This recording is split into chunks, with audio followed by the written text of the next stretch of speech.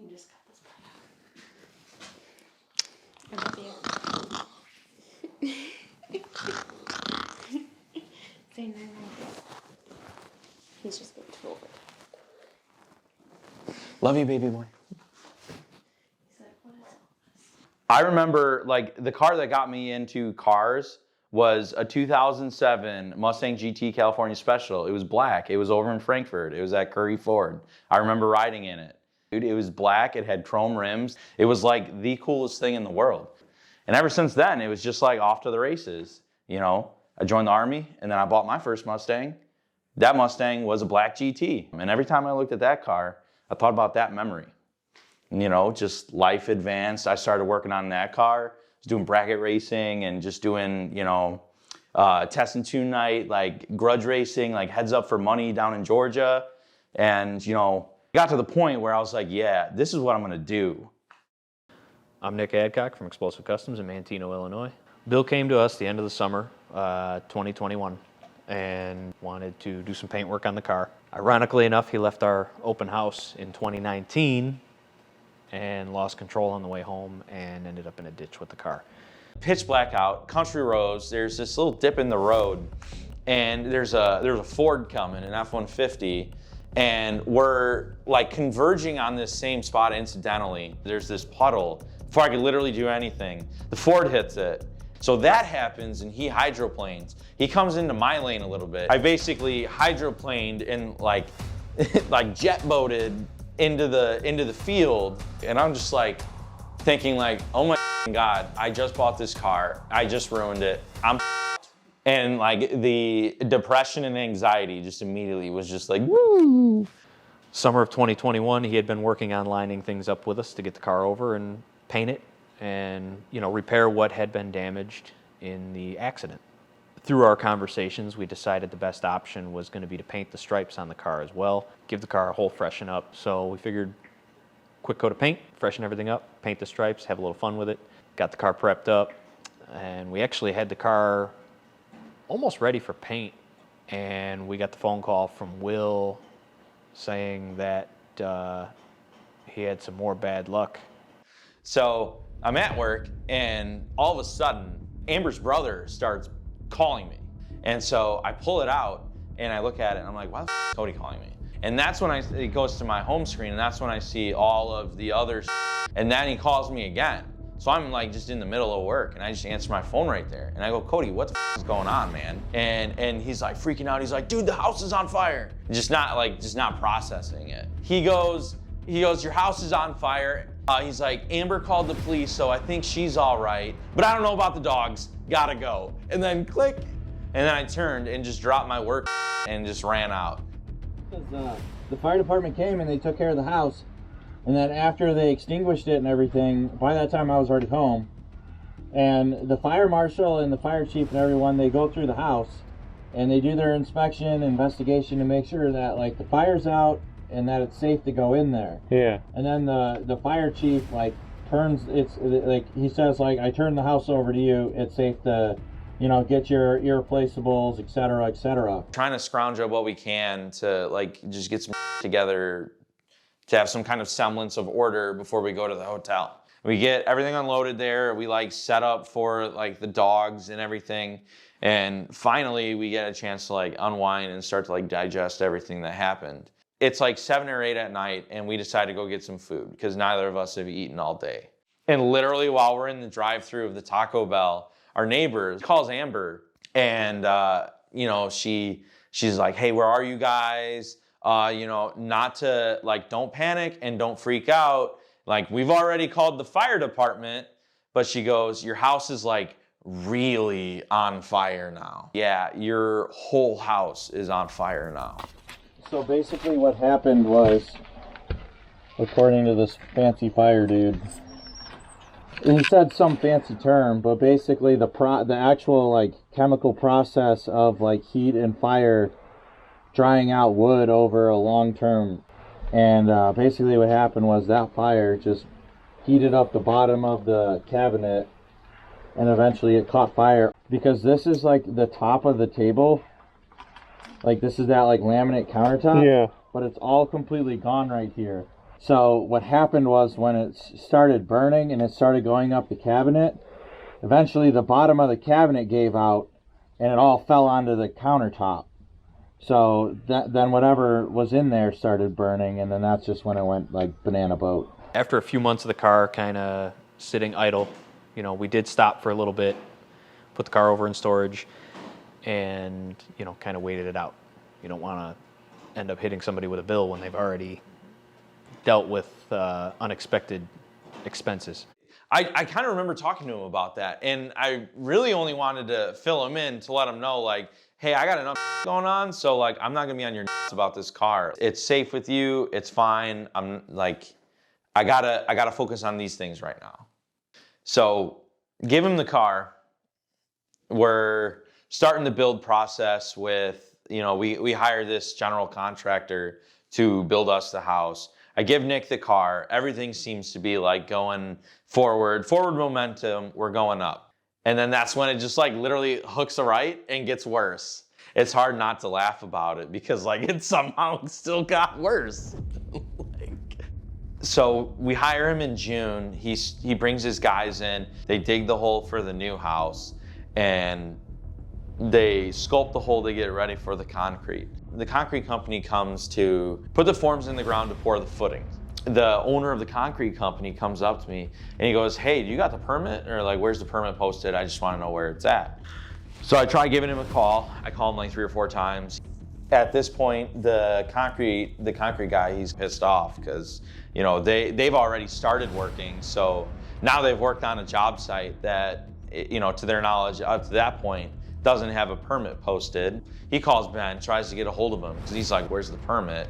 And can't get a hold of Ben. I think he called me, or maybe I called him and he answered. But I talked to him on the phone, standing there in the driveway next to the concrete guy. And I asked him, I'm like, hey, we need the permit. And he's like, yeah, you know, I got it. I'll email it over to you. Concrete guy just got like pissed off with the situation. So eventually he just calls one of his buddies that works at county, or like a contact that he has at county, you know, considering how much work he does. And they tell him that there is no permit. And so now he like totally just hands off, like, I don't know what the f***'s going on here. He's like, but I'm out. Like I call him the next day and he gives me the runaround. Oh, you know, they're idiots. You know, they told me that they issued the permit. They told me they were gonna send me the permit. And I'm like, so you don't have it? And he goes, no, I haven't gotten it from him yet. I'm like, dude, you said you were gonna send it. Like, why would you lie? And apparently he worked out an agreement to get paid twice. It was gonna be half and half. So he gets this check from him and he doesn't cash it yet because they haven't come back to do the forms yet. When they're getting everything ready to come pour the forms, or pour the footings, Ben gets a hold of him and says, hey, go ahead and do the job, but don't cash the check yet. He goes straight to his bank and tries to cash the check, and it bounces. He's like, you need to stop everything. You need to pull the plug on everything. You need to stop immediately. You need to get your money from him. Like, you need to pull the plug now. Well, he comes out first. He's like, I would normally never discuss this with a client. He's like, but I'm disgusted by what I believe is going on. So then the check thing happens. He tells me about that and tells me about that conversation with Ben. He's got my money. He's like, I don't care what county is or isn't or saying or doing, whatever. Get it done. And he goes, okay, you know, I'll get everything fixed and I'll square things up with the concrete company. We get a hold of the concrete company again. I talked to the guy, and honestly at that point he was like, you probably should already be talking to a lawyer. He's like, I promise you, your money is already gone. He can't even pay you even if you caught him. I'm waiting 1 day, 2 days, a week. I don't remember exactly what I said, but I told him, I was like, I'm a man of my word and this is over, you're fired. And I asked him, I was like, dude, where the f is my money? Why haven't you given me my money? Honestly, Will, man to man, I don't have it. Told him, I was like, well, I guess all I can really say from here is good luck. I was like, cause you're probably gonna need it, I think. We're coming upon a pivotal moment in the story. I'll say that. Sometime after that, I texted him like 1 million times after that, almost every day. Where's my money? Where's my money? And so began the legal process. Well, we just got the judgment against him the other day, and it's $110,000. Like, I'm not going to just leave you alone over that. You know, they were still having quite a bit of issues there, and I thought it was going to be best to kind of talk it over with the whole shop, see how they felt on the car, and, you know, maybe finish this thing out and donate the time and give them a nice gift.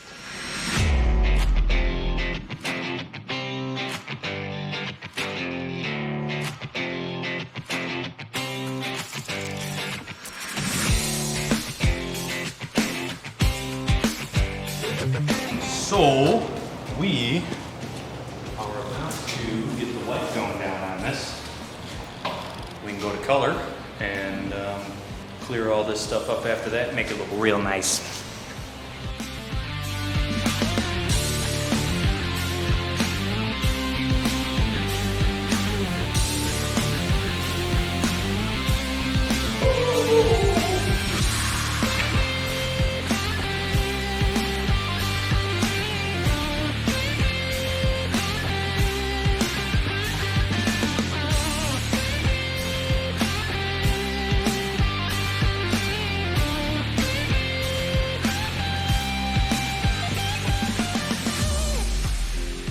The next big thing to handle with the car was going to be tires. So we didn't really have the following to be justified, you know, by a large name tire manufacturer or anything like that to just give away a set of tires for the car. Brendan had suggested making a post on Facebook and just see, you know, locally, maybe a local tire shop or, you know, anybody that would maybe help get things together to put some tires on the car. I had to actually block Bill on Facebook because nobody could share it if I just kept him from being able to see it. And as it got shared around, we actually had somebody reach out to us and decided that they wanted to take care of the entire tire bill for the car. So we did. We teamed up with All Automotive right here in Manteno, and they gave us a huge discount on the tires to take care of us. We had somebody reach out to take care of the bill as well. So the car's got a fresh paint job, brand new tires, it's ready to go. Just in time for Christmas. Chicago weather, this was one of the coldest Christmases on record. Delivering this car to his driveway and standing outside in below zero temperatures wasn't going to happen. So now we're going to have everybody here at the shop unveil the car in just a few days, and this will allow us to have a nice warm spot, no weather issues, no nothing. They can come and see the car, and I hope he likes it. Yeah, I'll give you a tour. Yeah, dude. This is sick. Should probably show you this thing first, though. Oh, I'm trying to figure out the right way to get you here.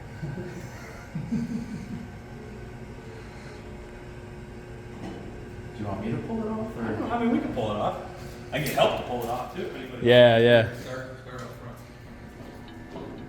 Yeah, you want to help pull the cover off real quick? What's going on?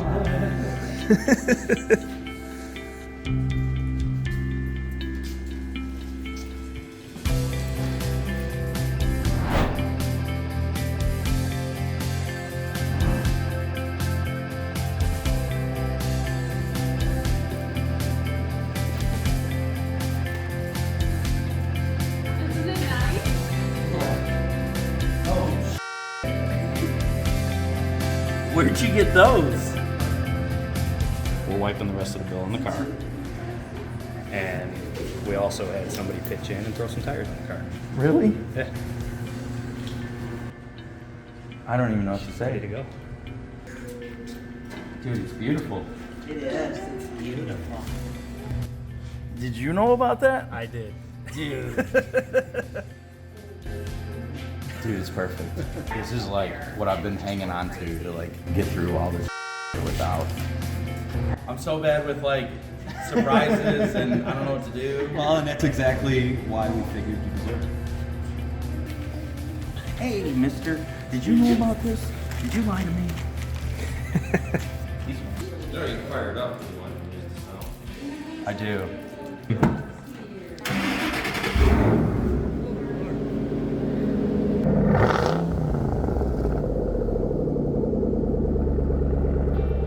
The car was wicked. Like, dude, that was like a surreal moment. Like, it felt like I was about to pass out. And I was like, oh, that's my car underneath that. They pulled the cover off. Like, first of all, Amber and the baby, like, pop out of the garage. Like, everyone's there, and I'm just like, what is going on? But the fact that they were able to get, you know, someone to donate the tires, that was like, that's crazy, man. It's so professional, and it looks so good, and it's so perfect. And it's like, for them to do that for me was just like, I can't even describe it, man. It's like a movie, dude. What we really want to see after this whole project comes to a close is Will and Amber get the help that they need on their house. Both being in the military, they're both veterans. They've sacrificed a lot of time for this country, and it's only fair to give back so that they have a warm, safe home to raise their son.